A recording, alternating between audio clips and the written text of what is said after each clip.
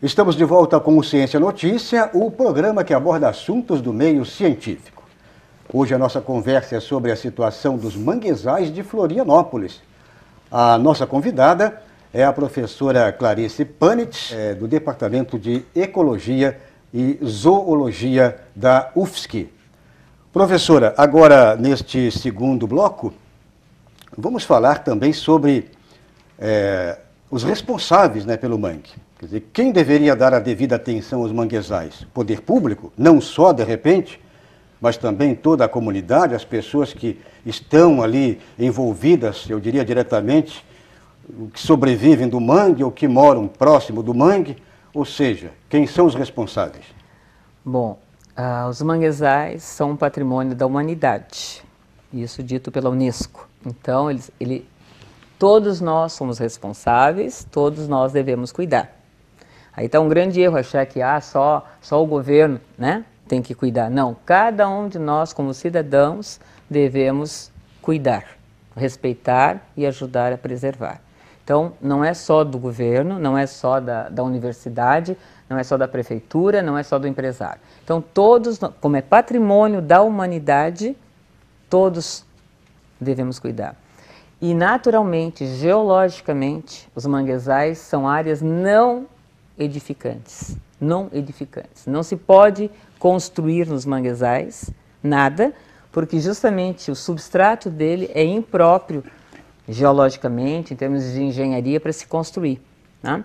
Então, devido ao uso múltiplo, manguezal dá comida para nós, dá peixe, camarão, siri, caranguejo, dá mel, dá remédio, dá carvão, dá madeira, dá N coisas, dá bens e serviços de graça.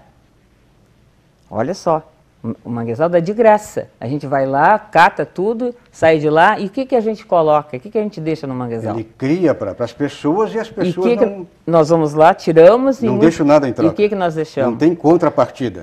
Nós deixamos lixo, nós deixamos poluição, nós deixamos corte, nós deixamos destruição, degradação, a maioria, né? Então, isso é um paradoxo. Como você falou, quem é que tem... Nós temos uma vasta legislação ambiental e temos essas situações. Por quê? Primeiro, como eu já disse desde o começo, precisa conhecer. Então, super importante, tá? Que o conhecimento, conhecer, as pessoas irem no manguezal, ver que ele não é só fedido, que não tem só mosquito, que tem coisas lindas no manguezal, importantes. Saber que a tainha que a gente come, ela... Na barriguinha da tainha tem a folhinha do mangue. Se não tivesse o mangue, não tinha tainha.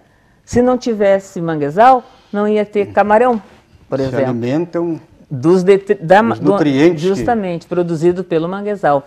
A relação entre pesca de camarão, pesca de tainha, é diretamente relacionada com a área que tem de manguezal. A relação é 0,89, né? A relação entre um e outro, né? Quase um, né? Então, você veja a importância. Eles são berçários naturais. É um naturais, berçário, justamente, né? E eu diria quase 100% deles, dali é que sai toda essa parte de vida, de peixe, de crustáceos e etc. Né? Você veja, 1 hectare de manguezal dá para sustentar 30 famílias. Por exemplo, um catador de caranguejo, que vai no manguezal catar caranguejo, hoje consegue ganhar R$3.000, tá? Vendendo caranguejo. Uma certo? Estimativa de Olha, perto de um salário mínimo, ele ganha... 3 mil tá um bom salário, hein? Olha só. Pela situação que Pela estamos situação. Concordas, vivendo, né? Tá bom. Em São Francisco do Sul, tem 1.400 famílias, que entre eles a maioria é catador de caranguejo. Então, veja a importância do manguezal para 1.400 famílias. Certo? Então, quem deveria cuidar? Existe o Ministério do Meio Ambiente, existe o Sistema Nacional de Unidades de Conservação, que fizeram toda uma categoria para dizer que tipo de ecossistema que tipo é uma estação ecológica, é um parque, é uma reserva. Então, existe isso a nível nacional e cada estado tem as suas unidades de conservação. Quem é que cuida? O ICMBio, a Fátima, Fundação do Meio Ambiente, a Floran, principalmente são esses órgãos, o SPU, o Ministério Público, né, federal, e vamos dizer assim, cada um de nós, né, a polícia ambiental, né, e as ONGs, principalmente, né, que estão aí envolvidas, né. Então, o problema, o maior problema qual é? É que existe sobreposição de poder, exato, de funções. Há interesses profundos. Então, né, um empurra para o outro, né? Então, existe esse problema, não está bem definido, então isso cria problemas. A própria legislação, ela dá interpretação dupla, né, variada, exato, então isso aí dificulta, né, dependendo de quem vai, né? Então, isso, nós temos uma grande legislação ambiental, mas ela é problemática na sua, exato, interpretação. Agora, professora, para fechar este bloco, vamos trabalhar um pouquinho também com os projetos para conscientizar a população a não jogar lixo nessas áreas. Bom, mas antes de você falar até mesmo de projetos, não deixa de ser um projeto, tem esse projeto aí do CO2, né? Eu queria que você falasse um pouquinho também que as empresas podem investir, né, nessa situação toda e ter um retorno muito, eu diria, ótimo, né, em termos de cifras. Isso começou mais ou menos, em termos de manguezais, é uma coisa, vamos dizer, praticamente 2011, 2012 foram feitos os primeiros estudos. Então é uma coisa bem atual, né? E que se mostrou que hoje em dia os manguezais eles fixam carbono 3 vezes mais que a própria floresta amazônica. Então, existe um mercado de carbono, tá, a nível mundial, ecossistemas que fixam o carbono e isso é transformado em créditos. O valor máximo é $150 de créditos de carbono. Por exemplo, o manguezal, o valor máximo dele é $150, né?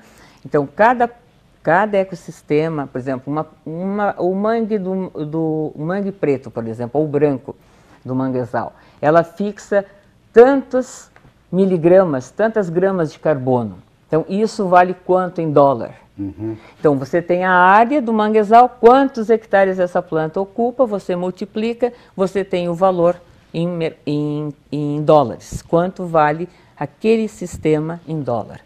Então, isso é uma excelente medida compensatória para quando você tem uma empresa, uma indústria que destrói manguezal, que derruba, né? Certo. Então, ele pode compensar justamente com o mercado de replantando manguezal. Certo. Né? Então, é uma coisa muito interessante hoje. Vamos fazer aqui mais um rápido intervalo. Estamos hoje conversando sobre a situação dos manguezais de Florianópolis e com a nossa convidada, a professora aposentada Clarice Panitz, do Departamento de Ecologia e Zoologia da UFSC. Vamos então para o intervalo. A seguir, quem deveria impedir as irregularidades cometidas nos manguezais?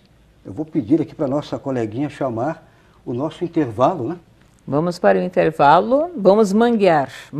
E voltamos já. Vamos manguear. Dá um beijinho então para nosso telespectador. Vamos manguear.